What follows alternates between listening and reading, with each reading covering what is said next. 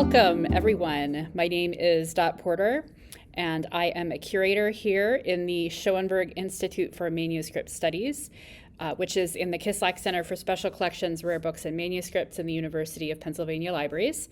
The Schoenberg Institute, or SIMS as we call it, is a research and development institute focused on manuscript studies, broadly defined.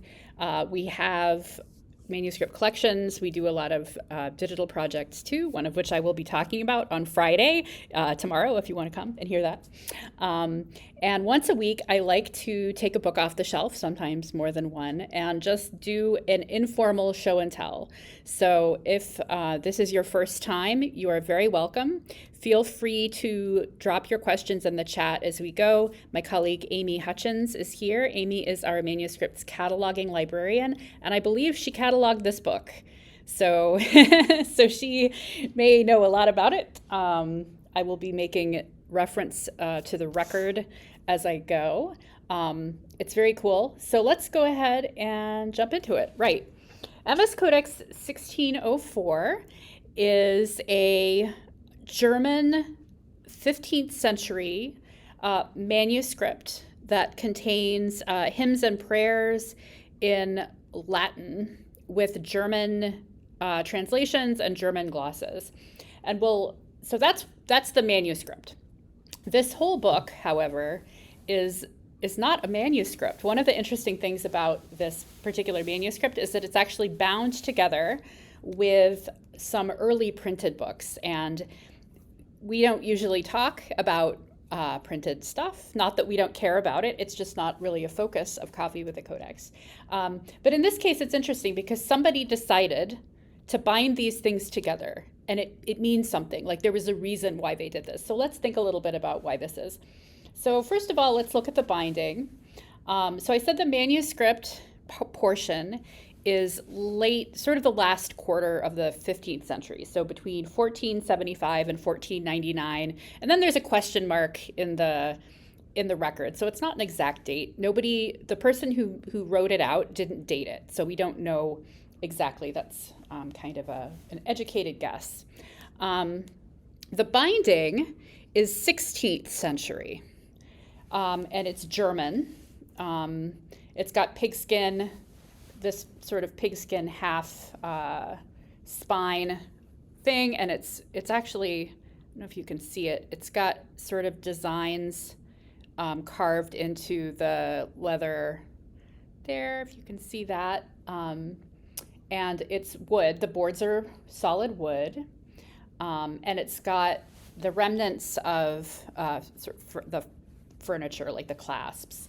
I learned yesterday, I mentioned my colleague Alberto Campagnolo, who's here to talk about our project tomorrow. He is a conservator, and he told me that you can tell that it's German because the clasps come around from the back and attach to the front.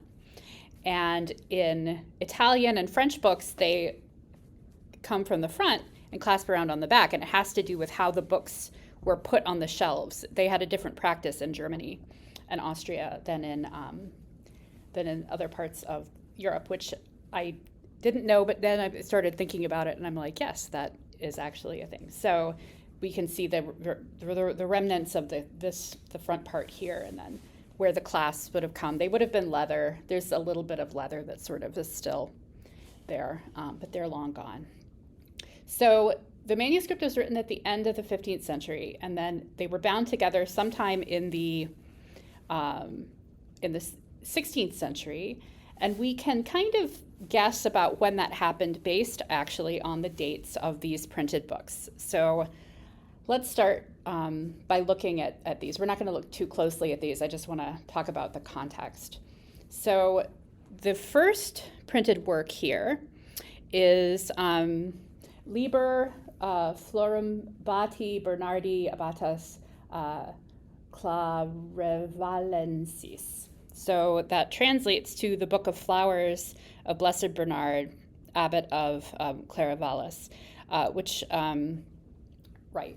So a book of flowers, if you don't know, is sort of a book of quotes, basically. So when we talk about a handful of flowers, it's going to be his writings, quotes from his writings and that kind of thing. So that's what that is. It's his stuff. And you might notice too that there are some handwritten notes here. So if I zoom in a little bit here, this is the name of a Jesuit society or Jesuit home, like a monastery.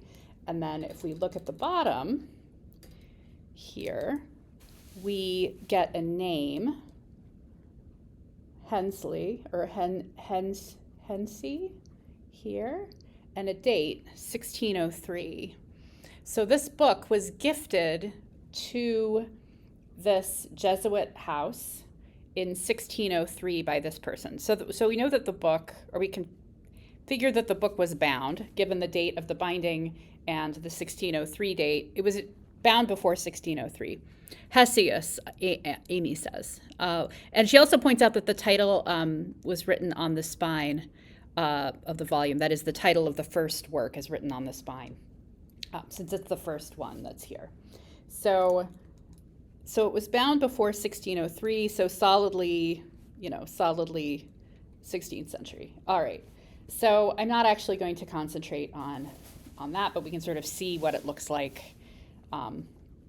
It's very recognizably, early printed there. And then I'm actually going to skip over, we'll see enough of that in a minute. Okay.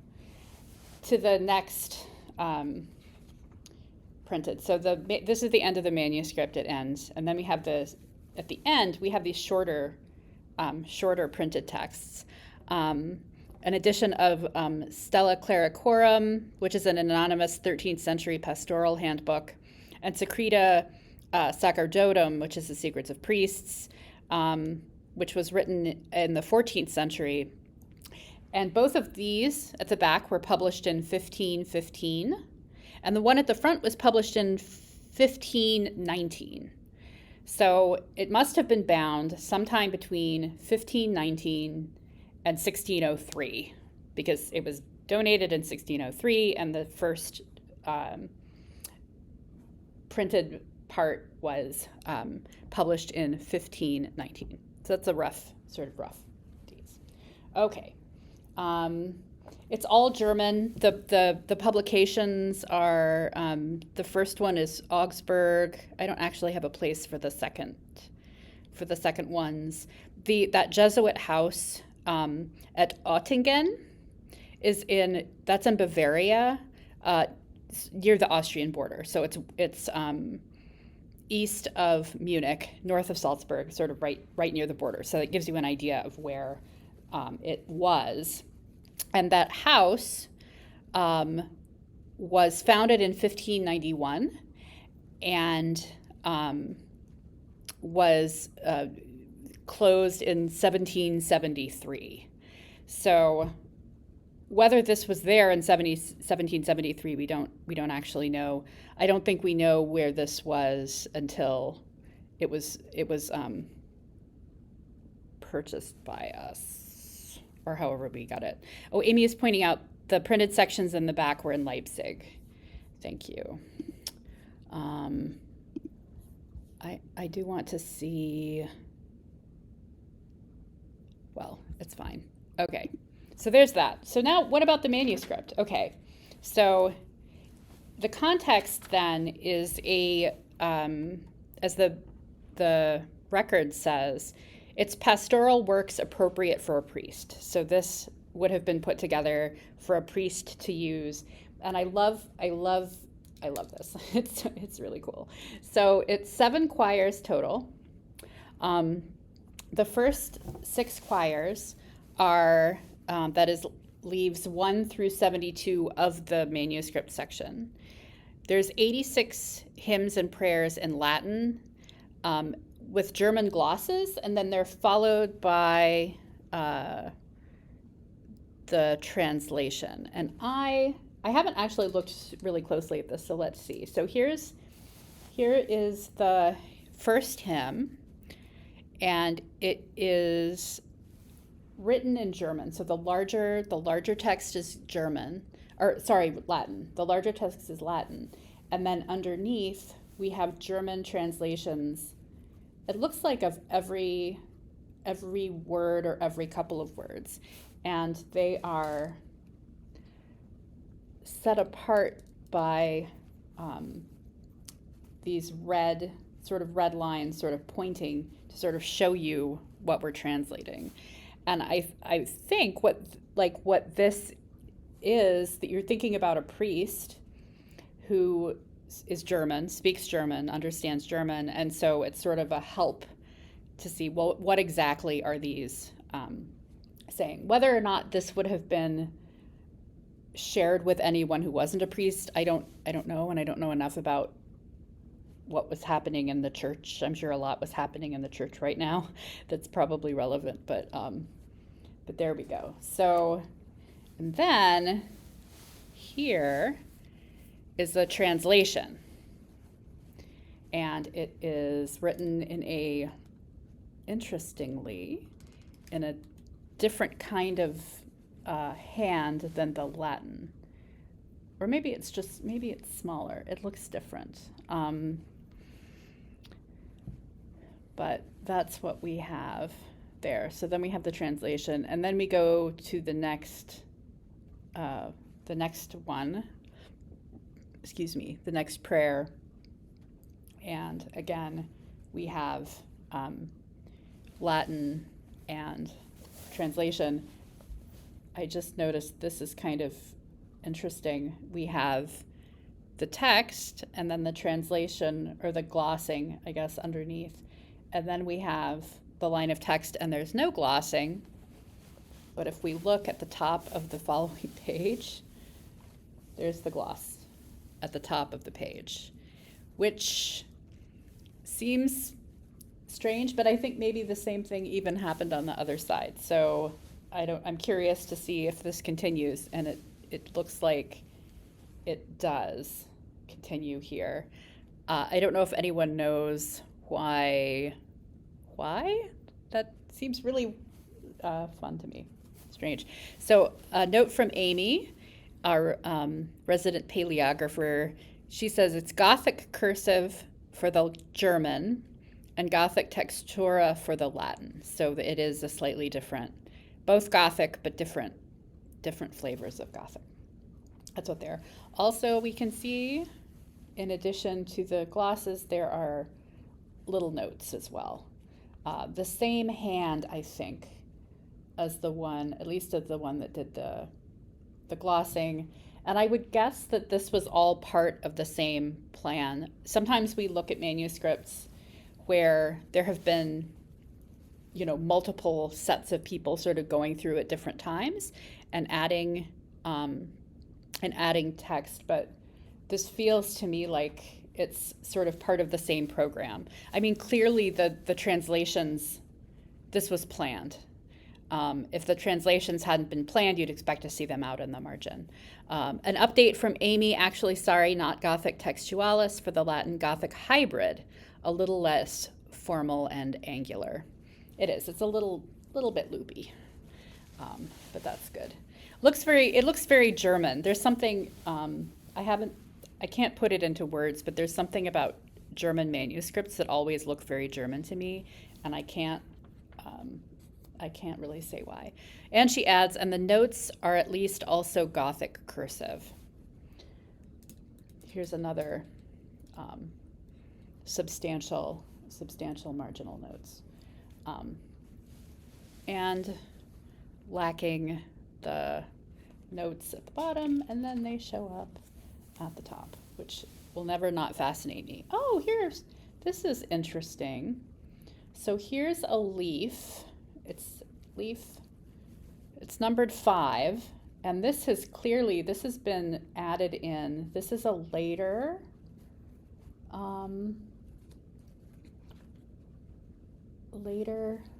leaf. Let me see if the record says anything about this. 5. Don't see.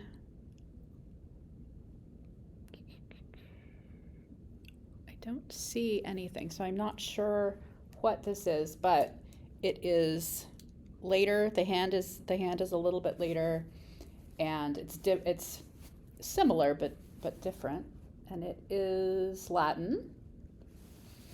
And I would bet, that it was bound in when the whole thing was bound together. So an additional hymn or prayer that whoever put this together decided that this was an important thing, and it went here for probably a reason that I don't know. All right, let's see. Is there another? Okay. A question from Regine. Would the glosses have been added by the scribe at the time of production or post-production by the owner? And Amy says, yes, the intertextual glosses are part of the original production. And Amy says marginal glosses, maybe some of both. Yeah, I'm pretty sure that this was all one program. And then we see these in the margins may be different. Maybe a bit different people. This is sort of fun. You see this is a stub, a paper stub. It's the other end of this. That's what's holding this page in place here. So this is going to be the middle. This is the middle of the choir. So there's a booklet of sheets that were folded to make the choir, and we can see the thread here. So this is the middle. So this is one sheet folded. We call it a bifolio. And then so when the binding was done, this leaf was just sort of tucked in here and sewn in, so it's not going to fall out. And then we see this stub there. That's the kind of thing I'll be talking about when I talk about my project on Friday. Sorry, I'll stop mentioning that. Amy says this manuscript needs a collation model. Well, I'll get on that. That's what I do. I like to see how these books are put together. I actually think it might have one. Thank you, Amy. All right, so let's keep going. I don't know if this is anything. I don't know what's happening here. So I just noticed on this piece of text, this prayer, it looks like there are numbers. My hand's in the way. There's like a number. Do you see that? And there's like a number there. And that looks like a number, like 12, 13, 14, 15, 16.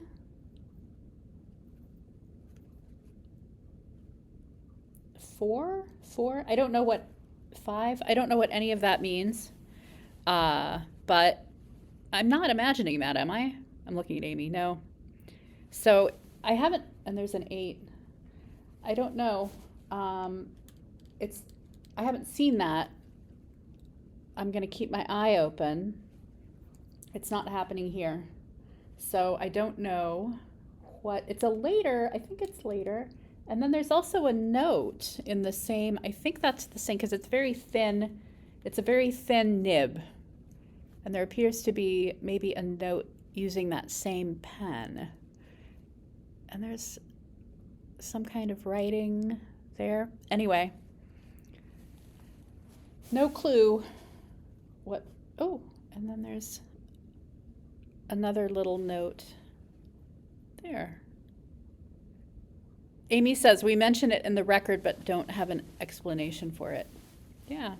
Sometimes that's what all you can do is sort of point something out and hope someone else will come along and figure out what's happening. But I think it's still fun to look. All right, so this is the first 6 choirs go like this. So we'll keep sort of paging through. I do like these red, the sort of red initials. It's not a very, it's not a highly decorated, there's no gold. The only color is the red.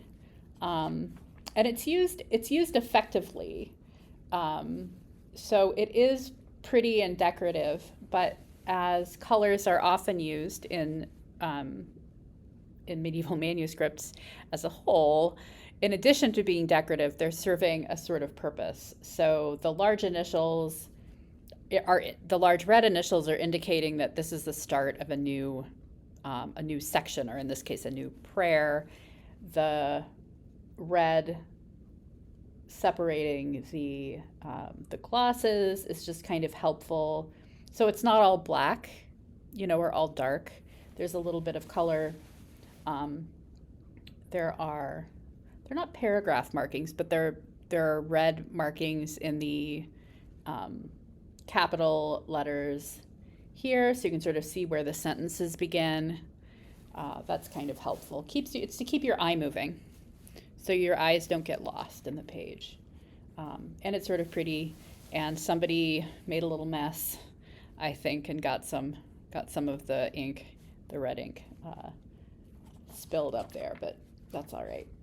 And here's another little marginal note. This might be something added by a user, the person who was asking about the marginal glosses, Regine. That could possibly be added by, but it's not too much later. I don't see, or I haven't, in looking through this, I haven't seen any much notes that appear to be written much later, which is something that we sometimes do see, except for the weird little ones that we were looking at a minute ago. That might be. Speaking of, here are more numbers. Where are these numbers? 11, 12, 9, 3. Yeah. So more than one, this is happening. Let's see. And it continues on the next page too. So for some reason, these two so far were selected for that treatment. I'd love to know what is happening there, if anyone can figure it out. We can update the record. Let's see. Oh, this is interesting. Okay, am I there yet? No, this is still the first section. There's something happening here. It looks like the format is slightly different. So we're getting the red. This is the same sort of red mark that in other places is pointing out the glosses here, only there aren't glosses, or I can't tell if they're in line or something. But that is certainly a little bit different from what is happening above. And this is German.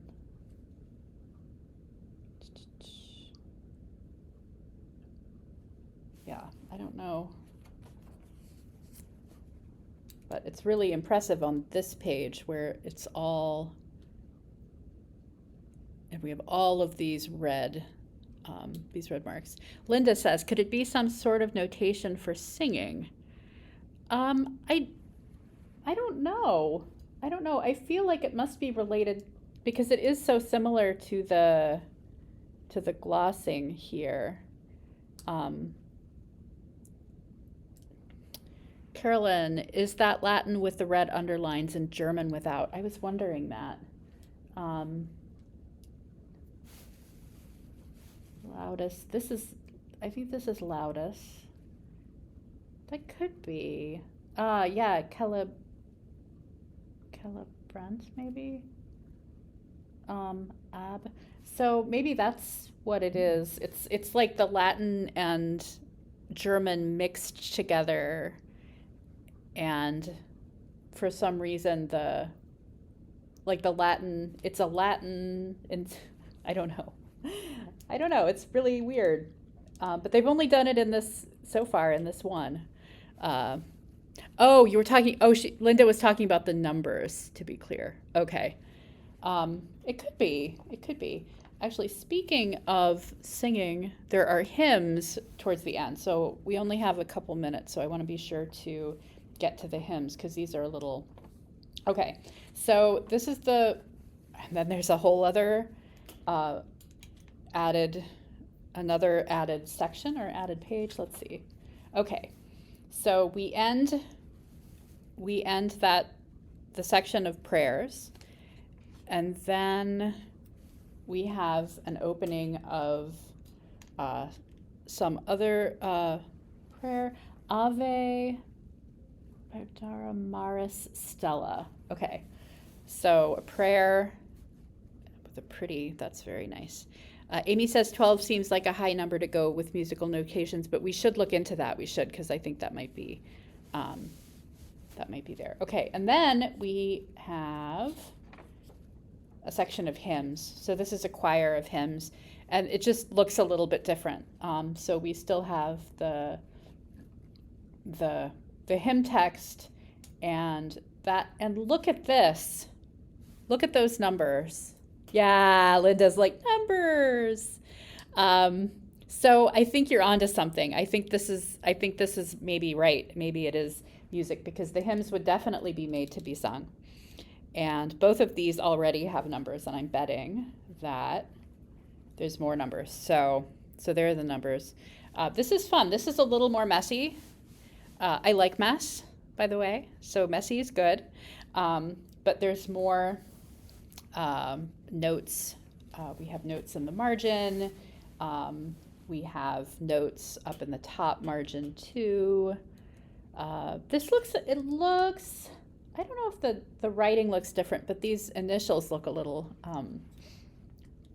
different, a little more decorative. Look, there's a little face. Got a little guy there. So this is very nice. Let's, got a couple minutes. We can do it. Just to see a little bit more. Yeah, there we go. This is the kind of thing I love, where you have lots of people interacting with the text over time. I have no idea what they're saying, but they care enough to write about it, which is great. And we have the Latin, and then we have the German glossing. It doesn't have the same red. We're not seeing those red marks, which again could imply a different set of scribes, a separate thing. Just because they're bound together, they're different choirs. It could be, different people writing around the same time. But there we go. I want to see if we've got more little faces. Yes, here's a little face over here. All faces all the time. Now, were these faces original or were they added? Probably added, I don't know, actually. But someone had a little bit of fun. So there's a little more fun happening in this last section. More faces. They all have. I was so impressed because there was a face, and now they all have little faces there, which is great. That's great. And there's no face there, but there is a sort of decoration there in the margin. Let's see. Amy, maybe we should share this with Mary. No, I'm not getting your name right. In our colleague in the music department, and see if she is familiar with this sort of. Mary Channon Caldwell. Thank you. I got her first name right. I was thinking Mary Chapin Carpenter, but I think that's a completely different person. So. There we go. Let's get, and then there's another, here we have another, and this is, here's a date, 1556. So there's just another date to sort of put in there after 1556, in 1556. and then we go on. All right, we are just a minute over. Thank you, everybody, for coming on this wild ride with MS Codex 1604. It's so neat to see a manuscript sort of in a printed context, and we can see that. I should have said this at the beginning. After, it's not like the printing press was invented and then people stopped writing manuscripts, right? There continued to be manuscript practice for another 100 years, and so it's fun to see that. All right, thank you. Have a good week, everyone.